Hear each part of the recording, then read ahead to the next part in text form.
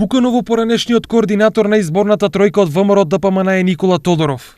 Инцидентот се случил околу 12 часот пред влезот на Министерството за здравство во Скопје, кога напаѓачот го вперил пиштолот во екс-министерот и вице-премиер. Тодоров во Министерството дошол по повод примопредавањето на функцијата на новоизбраниот министер, кое требаше да се случи во 12:30 часот. Напаѓачот веднаш бил разоружан и приведен од полицијата. Неофицијално станува збор за Велешенец, дедо на малата Тамара, која почина од прогресивна сколиоза на 9 годишна возраст. Девојчето почина пред 2 години, откако чекаше да добие одобрение за лекување во странство, што го вети тогашниот министер за здравство Тодоров. За тоа беше донесена позитивна одлука, но парите никогаш не беа исплатени, а девојчето почина од здравствени компликации. Според очевидци, човекот му се приближил на Тодоров, му го вперил пиштолот во глава, нешто му рекол, пошто обезбедувањето го турнало и били испукани 3 истрели.